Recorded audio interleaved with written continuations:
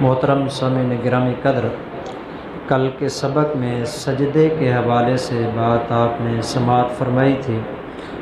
آج کے سبق میں بھی سجدے کے حوالے سے ہی ہماری بات ہوگی کہ رکوع اور سجدہ نماز کے اندر مکمل خشوع خضوع کے ساتھ کرنا چاہیے۔ رکوع اور سجدہ جلدی کرنا یہ انسان کے لیے بہت بڑا نقصان کا ذریعہ ہے۔ ایک حدیث میں آتا ہے کہ رسول اللہ صلی اللہ علیہ وسلم نے ارشاد فرمایا، لا ينظر اللہ عز وجل الى صلاة عبد لا يقیم فیہا صلبہ بین خشوعها وسجودها۔ جو بندہ اپنے رکوع اور سجدے میں اپنی کمر کو صحیح طریقے سے سیدھا نہیں ہونے دیتا، یعنی بس گیا اٹھ گیا، اعضاء کو اپنی جگہ پر ٹھیک نہیں ہونے دیتا، جلدی کے اندر نماز پڑھ کے فارغ ہو جاتا ہے، حضور علیہ السلام نے فرمایا، لا ينظر اللہ الی صلاۃ عبد، اس طرح کے بندے کی اللہ نماز کی طرف نظر شفقت ہی نہیں فرماتے، اس نے کیا پڑھا ہے کیا نہیں پڑھا، اس طرح کا بندہ ہوتا ہے کیونکہ اس نے نماز کے اندر مکمل وہ اہتمام نہیں کیا کہ جو اس کو اہتمام کرنا چاہیے تھا۔ اس لیے سجدے کے حوالے سے بات ہوئی تھی، سجدہ خوبصورت اور اچھے طریقے سے کرنا چاہیے۔ اگر ہو سکے سجدے کی حالت میں مختلف دعائیں ہیں جو رسول اللہ صلی اللہ علیہ وسلم مانگا کرتے تھے سجدے میں، اگر ان میں سے کوئی دعا یاد ہو تو وہ دعا بھی مانگی جا سکتی ہے۔ مثلا ایک روایت کے اندر آتا ہے رسول اللہ صلی اللہ علیہ وسلم سجدے میں یہ دعا مانگتے ہیں، ابو ہریرہ رضی اللہ تعالیٰ عنہ اس کے راوی ہیں، کان رسول اللہ صلی اللہ علیہ وسلم یقول فی سجودہ اللہم اغفر لی ذنبی کلہ دکہ و جلہ و اولہ و آخرہ و علانیتہ و سرہ۔ یہ سجدے کی دعا ہے،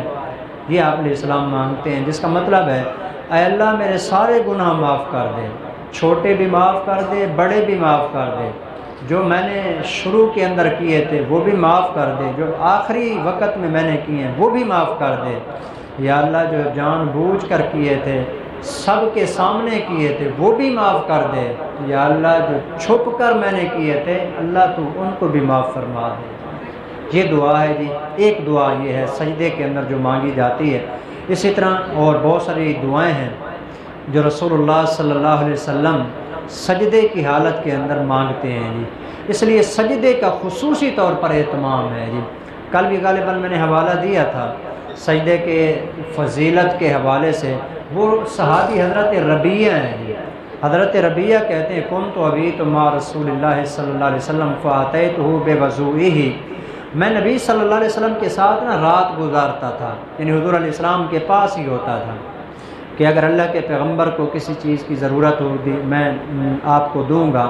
فرماتے ہیں کہ ایک دن فاتیتہ بوضوئہ وحاجتہ، آپ علیہ السلام کی ضرورت کی چیزیں بھی میں لے آیا، آپ علیہ السلام کے لیے وضو کا پانی بھی لے آیا، تو آپ علیہ السلام نے مجھ سے پوچھا سل، آپ علیہ السلام نے فرمایا مانگ، مجھ سے کیا مانگتا ہے تم؟ فرماتے ہیں میں نے کہا اسألک مرافقتک فی الجنہ، یا رسول اللہ مجھے جنت میں اپنے ساتھ کوئی مکان لے دیجئے، جنت میں آپ کا ساتھ چاہتا ہوں۔ حضور نے فرمایا اب غیر ذالک، اس کے علاوہ اور کوئی آپ کی تمنا ہے، اور کوئی چیز مانگنی ہے تو اور بتا ہے۔ تو فرماتے ہیں میں نے کہا ہوا ذاک، یا رسول اللہ میری صرف زندگی کی یہی تمنا ہے حضور کے ساتھ جنت میں گھر مل جائے۔ آپ نے فرمایا فَأَعِنِّي عَلَىٰ نَفْسِكَ بِكَثْرَةِ السُّجُودِ، سجدے کثرت کے ساتھ کیا کر، قیامت والے دن اپنے گھر کے ساتھ گھر لے کے میں محمد تجھے دوں گا۔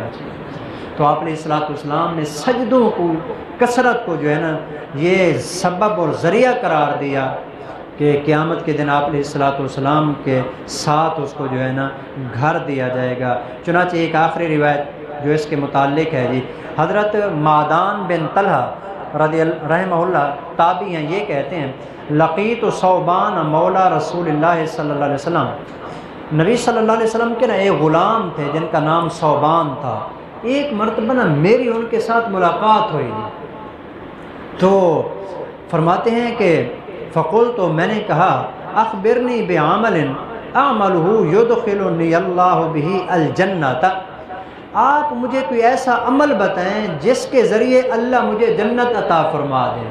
کوئی ایسا عمل بتا دیں۔ فرماتے ہیں کہ فسکت، وہ خاموش رہے، کوئی جواب نہیں دیا جی۔ ثم سألتہ، میں نے پھر پوچھا، فسکت، پھر خاموش رہے۔ ثم سألتہ الثالثۃ، پھر میں نے ان سے کہا کہ حضرت میں آپ سے پوچھ رہا ہوں، اگر آپ نے کوئی نبی صلی اللہ علیہ وسلم سے اس کے بارے میں بات سنی ہو تو مجھے بتائیں۔ فقال، پھر وہ فرمانے لگے، نبی صلی اللہ علیہ وسلم کے غلام کہنے لگے، سألت عن ذلک رسول اللہ صلی اللہ علیہ وسلم، میں نے بھی یہی بات اللہ کے پیغمبر سے پوچھی تھی، یا رسول اللہ کوئی ایسا عمل بتائیے جس کے ساتھ میں جنت میں داخل ہو جاؤں۔ اب ہم بھی چاہتے ہیں جنت میں داخل ہو جائیں، ہمیں کوئی ایسا وظیفہ مل جائے۔ حضور علیہ الصلوۃ نے ارشاد فرمایا، علیک بکثرۃ السجود للہ، اللہ کے لیے زیادہ سے زیادہ سجدے کیا کر، فإنک لا تسجد للہ سجدۃ الا رفع اللہ بہا درجۃ، جب بھی تو ایک سجدہ کرے گا اللہ ایک درجہ بلند کریں گے اور ایک گناہ معاف کریں گے۔ فرماتے ہیں کہ اسی طرح آپ علیہ السلام نے مجھے جنت کا راستہ بتا دیا۔ اس حدیث نے بتایا کہ جنت کا راستہ جو ہے نا وہ کثرت سجدہ ہے، زیادہ سے زیادہ سجدے کیے جائیں، اللہ جنت کے راستے کے اوپر چلاتے ہیں۔